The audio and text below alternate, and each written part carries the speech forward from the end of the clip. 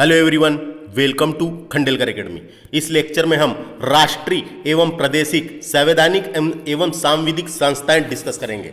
जैसा कि आप लोग जानते हैं कि एमपीपीएससी के सिलेबस में यूनिट 10 जो है संवैधानिक सांविधिक संस्थाएं दी गई है, तो पूरे जितने भी आयोग दिए गए हैं संस्थाएं दिए गए हैं वो हम डिस्कस करेंगे। ये बुक से डिस्कस करेंगे, पीडीएफ के माध्यम से बुक याली बुक डिस्कस करेंगे फ्रेंड्स। हम ये एपीएल पब्लिकेशन की एक बुक आती है, उसमें जो भी चैप्टर दिए हुए हैं वो हम डिस्कस करेंगे। देख सकते हैं आप इसको। तो अभी हम चालू करने वाले हैं, तो याली हम बुक डिस्कस करने वाले हैं। तो ये इसका कंटेंट दिया हुआ है सामने का।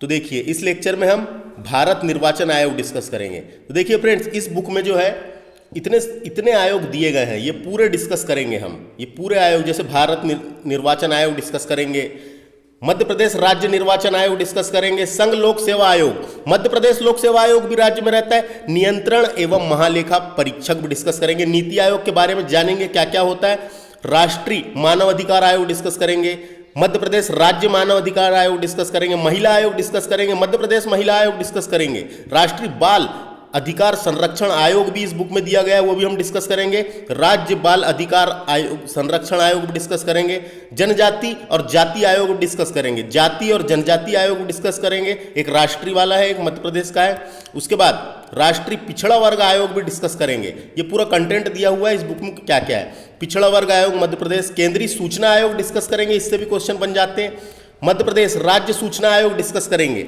और केंद्रीय सतर्कता आयोग भी डिस्कस करेंगे, इंपॉर्टेंट है। और मध्य प्रदेश लोकायुक्त संगठन के बारे में भी जानेंगे, वहां से भी क्वेश्चन बन जाते हैं। राज्य सतर्कता आयोग भी डिस्कस करेंगे, राष्ट्रीय हरित प्राधिकरण भी डिस्कस करेंगे, जिसे इंग्लिश में नेशनल ग्रीन ट्रिब्यूनल कहते हैं फ्रेंड्स, यहां से क्वेश्चन बन जाते हैं। खाद्य संरक्षण आयोग भी डिस्कस करेंगे, वित्त आयोग भी डिस्कस करेंगे। मध्य प्रदेश वित्त आयोग अलग है तो उसको भी डिस्कस करेंगे। मध्य प्रदेश में राज्य प्रशासनिक न्यायाधिकरण भी डिस्कस करेंगे। मध्य प्रदेश प्रदूषण नियंत्रण बोर्ड भी डिस्कस करेंगे। पर्यावरण नियोजन एवं समन्वय संगठन, जिसे एप्को कहते हैं, एप्को, तो इसको भी डिस्कस करेंगे। और मध्य प्रदेश राज्य अल्पसंख्यक आयोग भी डिस्कस करेंगे और मध्य प्रदेश राज्य प्रवासी श्रमिक आयोग भी डिस्कस करेंगे। तो एक कंटेंट दिया हुआ है कि इस बुक में क्या क्या है, तो वो हम डिस्कस करेंगे। लेकिन हम इस लेक्चर में सिर्फ भारत निर्वाचन आयोग डिस्कस करेंगे। तो ऐसे करके हमारे पूरे लेक्चर आएंगे। आपको हमारे इस चैनल को सब्सक्राइब कर लेना है, जिससे आने वाले नोटिफिकेशन मिल सके और आपको लेक्चर की जानकारी मिल सके। सिलेबस के अकॉर्डिंग भी डिस्कस करेंगे। तो फ्रेंड्स, ये एपीएल पब्लिकेशन की जो बुक है उसको हम डिस्कस करते हैं। तो आज हम इस लेक्चर में भारत निर्वाचन आयोग डिस्कस करेंगे। यह लेक्चर मेरे द्वारा डिस्कस किया जा रहा है। My name is Vikram Khandelkar, और हमारे इस चैनल को सब्सक्राइब करना बिल्कुल ना भूलना फ्रेंड्स, जिससे आपको नए नए लेक्चर की जानकारी मिल सके। तो आइए शुरू करते हैं, ज़्यादा देरी ना करते हुए। भारत निर्वाचन आयोग ये सिलेबस में दिया है, तो भारत निर्वाचन आयोग डिस्कस करते हैं।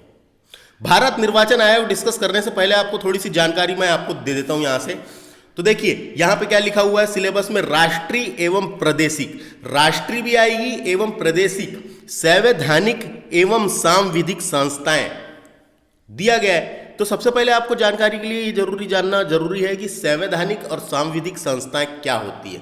तो संवैधानिक संस्थाएं क्या होती है फ्रेंड्स, क्या होती है, इसे इंग्लिश में कॉन्स्टिट्यूशनल बॉडी कहते हैं। कॉन्स्टिट्यूशनल बॉडी, संवैधानिक संस्था या संवैधानिक निकाय वही होता है। यह ऐसी संस्थाएं होती है जो संविधान के तहत गठित होती है, जो संविधान के तहत गठित होती है, जिसका उल्लेख संविधान में होता है। संवैधानिक संस्थाएं ऐसी संस्थाएं होती है जिसका उल्लेख संविधान के किसी न किसी अनुच्छेद में मिलता है या होता है। संविधान के 22 भाग और किसी न किसी अनुच्छेद में होता है या मिलता है। संविधान द्वारा सृजन किया गया निकाय होता है ये, संविधान द्वारा सृजन किया गया होता है ये, तो उसे ही बोलते हैं संवैधानिक निकाय। ये याद रखना है आपको। क्या बताया मैंने आपको, यह ऐसी संस्था होती है जो संविधान के तहत गठित होती है, इसका उल्लेख संविधान में होता है, किसी न किसी अनुच्छेद में मिलता है या संविधान में होता है, संविधान में लिखा हुआ है। ये संवैधानिक संस्थाएं संविधान में लिख रखे हैं संविधान में, संविधान द्वारा सृजन किया गया है, उसे ही संवैधानिक संस्थाएं या संवैधानिक निकाय कहते हैं। दो प्रकार के निकाय होते हैं, एक संवैधानिक संस्थाएं या निकाय, एक गैर संवैधानिक संस्थाएं। तो दो ही टाइप के होते हैं। तो जिसका उल्लेख संविधान में मिलता है उसे संवैधानिक संस्था कहते हैं या निकाय कहते हैं, और एक होता है गैर संवैधानिक संस्था या निकाय, जिसका उल्लेख संविधान में नहीं है उसे गैर संवैधानिक संस्था कहते हैं। तो ये आपको पता होना। उसके बाद बात करते हैं अपन, देखिए ये जो संवैधानिक संस्था होती है इसमें संशोधन नहीं किया जा सकता। इसमें संशोधन किया जा सकता है, लेकिन कैसे किया जा सकता है? इन संस्थाओं पर अगर संशोधन करना है सामान्य तौर पर नहीं किया जा सकता। सामान्य शब्द लगा हुआ है, सामान्य तौर पर इन संस्थाओं पर संशोधन नहीं किया जा सकता। अगर इसमें संशोधन करना है तो संविधान संशोधन की जो प्रक्रिया होती है, संविधान संशोधन की जो प्रक्रिया बनाई गई है, जो प्रक्रिया होती है, उससे होकर गुजरना पड़ेगा, तभी संवैधानिक संस्थाओं में संशोधन किया जा सकता है। अब बात करते हैं सांविधिक संस्थाएं क्या होती है या निकाय क्या होता है। तो सांविधिक निकाय वह निकाय है जिसमें संसद के अधिनियम या राज्य विधान द्वारा गठित किया जाता है। संवैधानिक निकाय ऐसा निकाय है जो संसद के अधिनियम या राज्य विधानमंडल द्वारा गठित किया जाता है। इसकी स्थापना विशेष कार्य करने के लिए की जाती है। तो ये जो है ये संसद के द्वारा गठित किया जाता है या राज्य विधानमंडल के द्वारा सृजन या गठित किया जाता है। क्यों किया जाता है? विशेष कार्य को करने के लिए, किसी विशेष कार्य के लिए किया जाता है। तो यही है फ्रेंड्स, इसका संविधान में उल्लेख नहीं है, ये सरकार करती है। संसद के अधिनियम द्वारा या राज्य विधानमंडल द्वारा गठित किया जाता है, उसे ही सांविधिक संस्था या सांविधिक निकाय कहते हैं। तो ये आपको थोड़ी सी जानकारी मिल गई। अब चलते हैं अपन अपने सिलेबस के अकॉर्डिंग जहाँ से क्वेश्चन पूछे जाएंगे। तो सबसे पहले बात करते हैं अपन भारत निर्वाचन आयोग की। नाम सुना होगा आपने, संविधान में भी दिया हुआ है।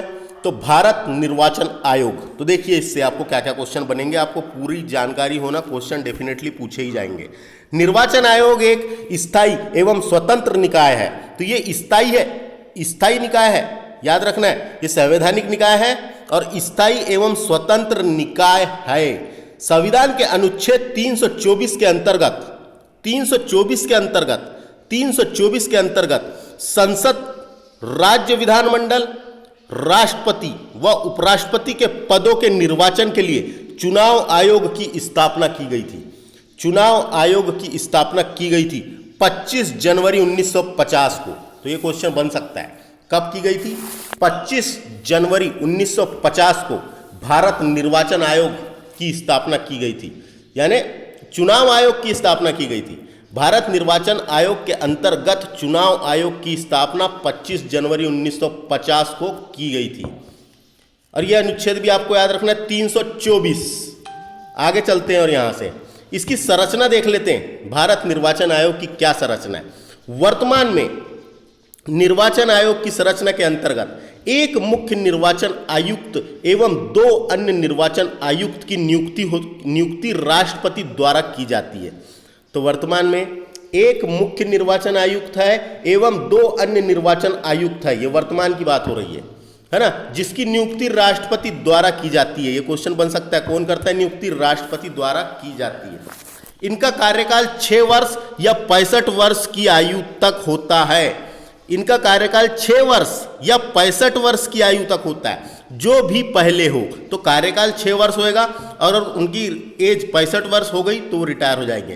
तो जो भी पहले हो, तो ये दोनों याद रखना है आपको, 6 वर्ष या 65 वर्ष की आयु तक होता है। वे किसी भी समय त्याग पत्र दे सकते हैं। तो ये किसी भी समय अपना त्याग पत्र दे सकते हैं, या उन्हें कार्यकाल समाप्त होने के पूर्व भी हटाया जा सकता है। तो इसे भी हटाया जा सकता है, इन्हें भी हटाया जा सकता है।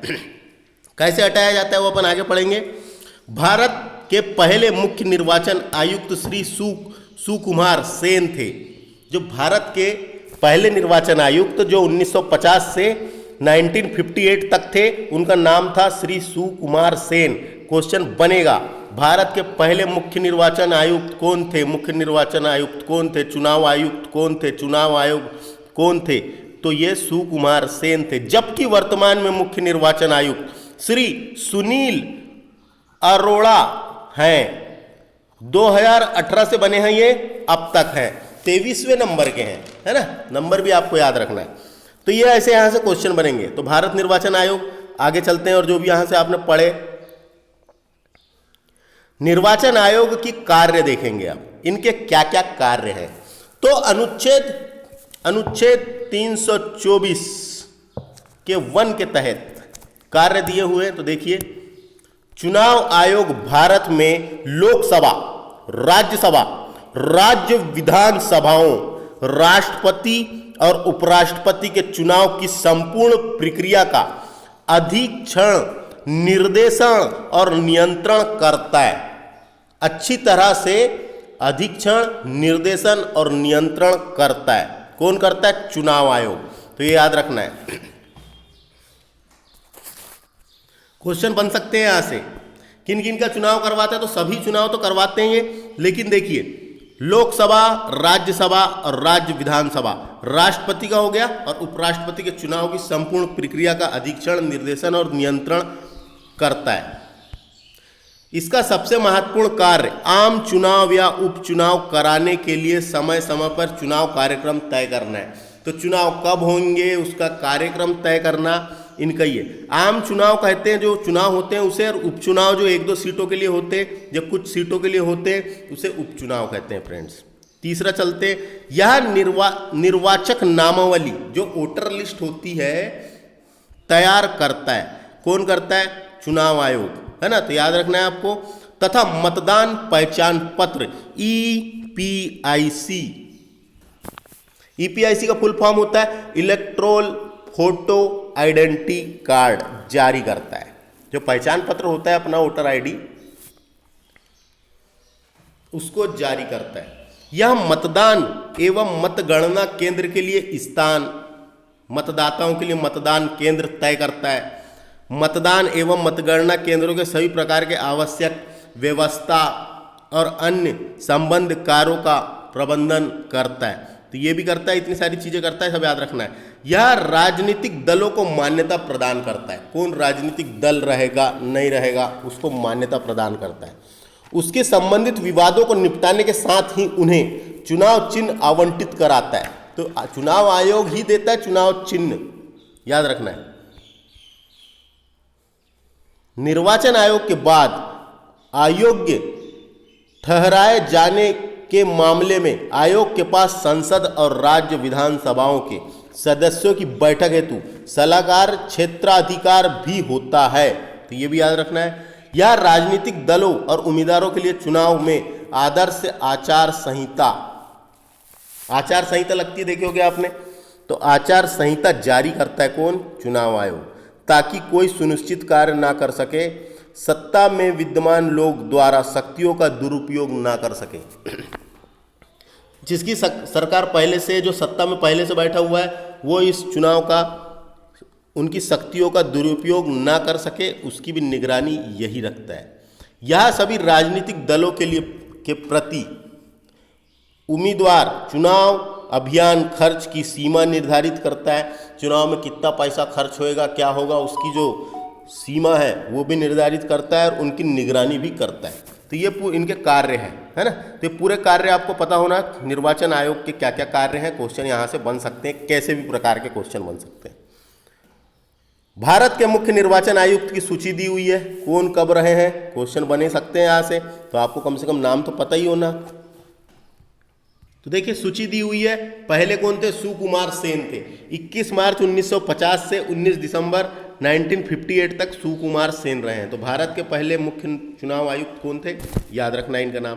उनके बाद ये सब नाम आपको याद रखना है, जैसे के सुंदरम, SP सेन वर्मा, नरेंद्र सिंह स्वामीनाथन, ये सब रहे हैं। शंकधर त्रिवेदी, पेरी शास्त्री, ये सब नाम याद रखना है आपको। कभी क्वेश्चन यहाँ से बन सका इनमें से कौन नहीं रहा है, ऐसे क्वेश्चन ही बन सकते हैं। श्रीमती VS रमादेवी, ये रमादेवी इंपॉर्टेंट है। ये भारत निर्वाचन आयोग की प्रथम महिला चुनाव आयुक्त थी। प्रथम महिला चुनाव आयुक्त थी, याद रखना है। 90 से 90 तक बनी है, ज़्यादा दिन नहीं रही है। 26 नवंबर से बनी और 11 दिसंबर 90 में। फिर सेशन और ये सिंह गील, मनोहर सिंह गील, सभी नाम याद रखना है। लिंगदोह, कृष्णमूर्ति टंडन, गोपाल स्वामी, नवीन चावला, SY कुरैशी जी रहे हैं, संपत जी रहे हैं, ब्रह्मा, ये नसीम जैदी, ये AK ज्योति इंपॉर्टेंट है, ओम प्रकाश रावत। और वर्तमान में कौन है तो सुनील अरोड़ा जी हैं। 2 दिसंबर 2018 से बने और वर्तमान तक है, तो 23वें नंबर के हैं ये, तो क्वेश्चन बन सकता है, याद रखना है। आगे चलते हैं। देखिए भारत निर्वाचन आयोग का संक्षिप्त सार दिया हुआ है, इसको पटापट से देख लेते हैं, यहाँ से डायरेक्ट क्वेश्चन बन सकते हैं। स्थापना कब हुई? 25 जनवरी 1950 को, याद रखना है आपको। मुख्यालय कहाँ पर है इसका? नई दिल्ली में है। और मुख्य निर्वाचन आयुक्त एवं 2 अन्य निर्वाचन आयुक्त होते हैं इसमें, इसकी संरचना कैसी है? तो मुख्य निर्वाचन आयुक्त होते हैं और 2 अन्य निर्वाचन आयुक्त होते हैं। वर्तमान में कौन है? 23वें नंबर के सुनील अरोड़ा है। निर्वाचन आयुक्त सुनील चंद्रा है। जो 2 अन्य जो है, देखिए मुख्य निर्वाचन आयुक्त कौन है? सुनील अरोड़ा। लेकिन 2 अन्य निर्वाचन आयुक्त कौन है? तो इनके नाम भी याद रखना है, सुशील चंद्रा तथा राजीव कुमार। ये 2 हैं, सुशील चंद्रा हो गया और राजीव कुमार, ये 2 अन्य निर्वाचन आयुक्त। तो 2 अलग रहते हैं ना, एक रहते हैं और उनके अलावा 2, तो 2 ये हैं, नाम याद रखना है। कार्यकाल अपन ने पढ़ लिए हैं अभी, 6 वर्ष और 65, याद रखना है जो पहले हो। नियुक्ति कौन करते हैं? तो राष्ट्रपति। हटाने की प्रक्रिया क्या है? हटाने की प्रक्रिया क्या है, बन सकता है क्वेश्चन। दुर्व्यवहार या पद के दुरुपयोग सिद्ध होने पर, दुर्व्यवहार या पद के दुरुपयोग सिद्ध होने पर अक्षमता के आधार पर संसद द्वारा अपनाए गए प्रस्ताव के माध्यम से हटाया जा सकता है। अक्षमता के आधार पर संसद द्वारा अपनाए गए प्रस्ताव के माध्यम से इन्हें हटाया भी जा सकता है, याद रखना है। अब आगे चलते हैं अपन, यहां से काम का देखते हैं। अब जो परीक्षा में आते हैं, भारत निर्वाचन आयोग संबंधित मुख्य संवैधानिक प्रावधान दिए गए हैं, संविधान में प्रावधान दिए गए हैं, संवैधानिक प्रावधान दिए गए हैं, उसको डिस्कस करते हैं। संविधान के भाग 15 में अनुच्छेद 324 से अनुच्छेद 329 तक भारत निर्वाचन आयोग के बारे में दिया गया है, याद रखना है, ये डायरेक्ट पूछा जाएगा। संविधान के भाग 15 में, भाग 15 है, भाग 15 में अनुच्छेद 324 से 329 तक, 324 से 329 तक भारत निर्वाचन आयोग के बारे में लिख रखा है, यह दिया हुआ है। अनुच्छेद 324 क्या कहता है? भारत का एक निर्वाचन आयोग होगा जो सभी चुनाव को संपन्न कराएगा, यह लिख रखा है अनुच्छेद 324 में। चुनाव आयोग में चुनावों के लिए निहित दायित्व है अधीक्षण, निर्देशन और नियंत्रण। किसमें लिख रखा है? 324 में। अभी अपन ने पढ़े थे, चुनाव आयोग भारत में राष्ट्रपति, राज्यसभा, विधानसभा, राष्ट्रपति, उपराष्ट्रपति के चुनाव की संपूर्ण प्रक्रिया का अधीक्षण, निर्देशन और नियंत्रण कराएगा। ये याद रखना है फ्रेंड्स, ये अनुच्छेद आएंगे पेपर में। अनुच्छेद 325 क्या कहता है? ये कहता है धर्म, जाति, लिंग के आधार पर किसी भी व्यक्ति विशेष को मतदाता सूची में शामिल ना करने और उनके आधार पर मतदान के लिए आयोग नहीं ठहराएगा, यह प्रावधान किया गया है। यानी कि ये कहना चाह रहा है ये अनुच्छेद, धर्म, जाति, लिंग के आधार पर किसी भी व्यक्ति से भेदभाव नहीं किया जाएगा, किसी भी व्यक्ति से भेदभाव नहीं किया जाएगा। मतदाता सूची में नाम के लिए और वोट डालने के लिए किसी से कोई भेदभाव नहीं किया जाएगा, यह अनुच्छेद 325 कहता है। अगला चलते हैं 326। 326 में जो है लोकसभा एवं प्रत्येक राज्य की विधानसभाओं के लिए निर्वाचन वयस्क मताधिकार के आधार पर होगा। वयस्क मताधिकार से मतलब क्या है? आपने पढ़ा होगा 61वां संविधान संशोधन के द्वारा वोट देने की उम्र 21 वर्ष से घटाकर 18 वर्ष कर दी गई थी, है ना। 61वां संविधान संशोधन द्वारा हुआ है, तो इसको आगे अपन अच्छे से पढ़ेंगे, अभी यहां से इतना याद रखें। तो 26 में क्या है?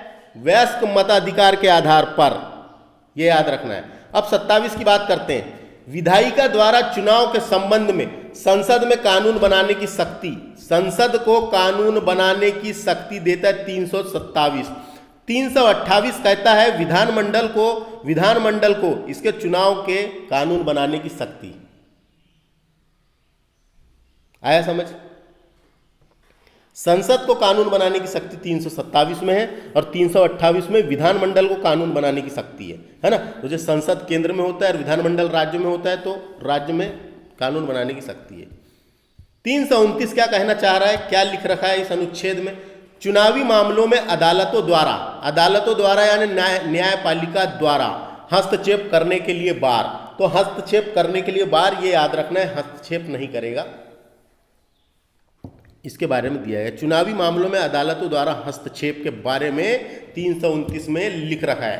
तो ये यहाँ से क्वेश्चन बनेंगे अनुच्छेद से, इसलिए याद रखना है। संविधान के भाग 15 में अनुच्छेद 324 से 329 तक भारत निर्वाचन आयोग लिख रखा है, यह दिया हुआ है।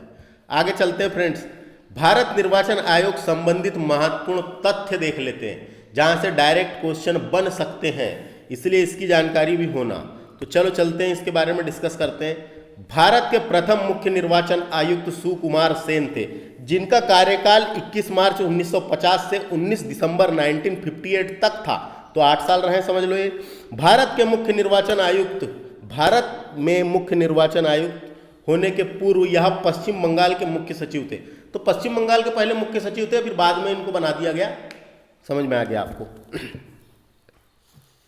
भारत निर्वाचन आयोग की प्रथम महिला कौन थी? प्रथम महिला मुख्य चुनाव आयुक्त थी वीएस रमा देवी। यह भी क्वेश्चन बनेगा, वीएस रमा देवी।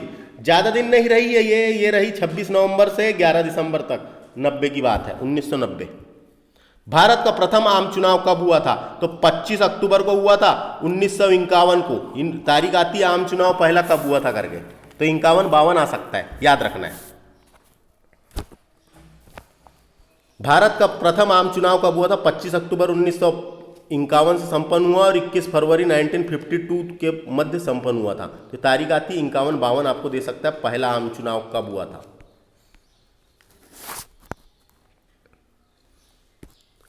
1 अक्टूबर 1993 से भारत निर्वाचन आयोग ने 3 सदस्य स्वरूप ग्रहण किया था। 3 सदस्य स्वरूप ग्रहण किया था।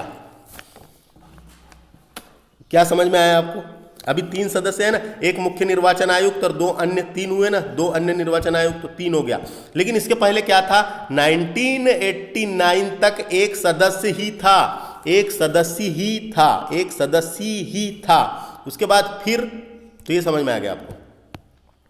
भारत निर्वाचन आयोग के 10वें मुख्य चुनाव आयुक्त TN शेषन का निधन 11 नवंबर 2019 को हुआ है, यानी 2019 में हुआ है। तथा इन्होंने 2 बुक लिखी है प्रसिद्ध, द डिजनरेशन ऑफ इंडिया। एक बुक का नाम है इनका द डिजनरेशन ऑफ इंडिया, और एक बुक है जिसका नाम है the heartful of burden, heartful of burden. इनकी प्रसिद्ध पुस्तक है। तो याद रखना है कौन थे?